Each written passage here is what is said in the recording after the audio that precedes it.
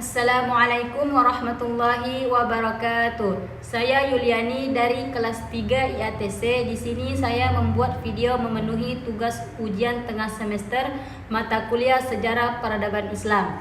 Di sini saya mengangkat tema makna peradaban. Yang sudah kita ketahui bahwa peradaban dalam sejarah memiliki makna yang luas, tetapi umumnya merujuk pada tingkat kemajuan sosial, ekonomi, politik, dan budaya masyarakat atau bangsa. Peradaban mencerminkan kemampuan manusia untuk menciptakan struktur sosial yang kompleks, mengembangkan sistem ekonomi yang maju, membentuk pemerintahan yang efektif, dan menghasilkan karya seni, sastra, dan ilmiah yang inovatif. Peradaban juga mencakup aspek-aspek seperti kemajuan teknologi, peningkatan standar hidup, perkembangan sistem hukum, dan penyebaran pengetahuan.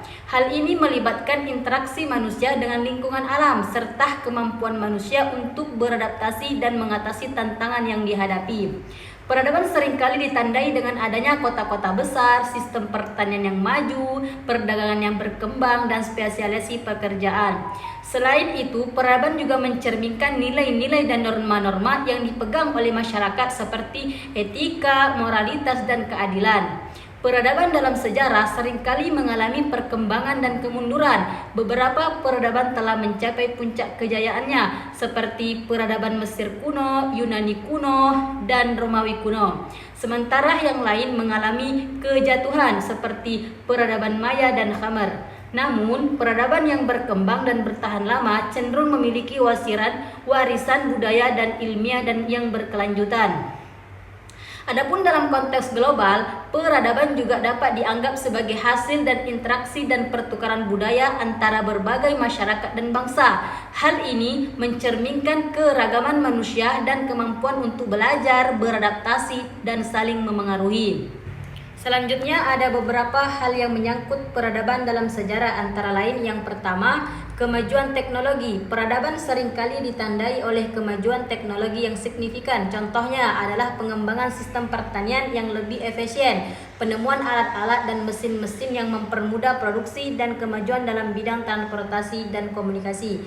Yang kedua, sistem pemerintahan. Peradaban melibatkan perkembangan sistem pemerintahan yang lebih kompleks dan efektif. Ini termasuk pembentukan negara, hukum yang terstruktur, dan lembaga-lembaga politik yang berfungsi untuk mengatur masyarakat. Yang ketiga, perkembangan ekonomi. Peradaban seringkali diiringi dengan perkembangan ekonomi yang signifikan. Ini melibatkan pertumbuhan perdagangan, pembentukan pasar yang terorganisir, dan pengembangan sistem mata uang. Yang keempat, sistem dan budaya, seni dan budaya. Peradaban juga mencakup perkembangan seni, sastra, musik, dan arsitektur.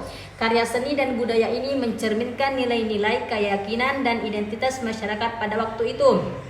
Yang kelima, penyebaran pengetahuan. Peradaban melibatkan penyebaran pengetahuan dan ide-ide yang inovatif. Ini dapat terjadi melalui pertukaran budaya, penemuan ilmiah, dan perkembangan sistem pendidikan. Yang keenam, interaksi antara peradaban. Peradaban juga terkait dengan interaksi dan pertukaran antara peradaban yang berbeda. Hal ini dapat melibatkan perdagangan, migrasi, penyebaran agama, dan pengaruh budaya yang saling mempengaruhi. Ketujuh, perkembangan sosial. Peradaban melibatkan perkembangan sosial yang lebih kompleks seperti pembagian kerja yang lebih terorganisir, stratifikasi sosial, dan perubahan dalam peran gender. Yang kedelapan, perkembangan ilmiah. Peradaban juga seringkali diiringi dengan perkembangan ilmiah yang signifikan. Ini mencakup penemuan dan pemahaman baru dalam bidang ilmu pengetahuan seperti matematika, astronomi, kedokteran, dan fisika. Semua hal ini berkontribusi pada perkembangan peradaban dalam sejarah dan memainkan peran penting dalam membentuk dunia seperti yang kita kenal saat ini. Baik, mungkin hanya itu yang dapat saya sampaikan. Sekian, wassalamualaikum warahmatullahi wabarakatuh.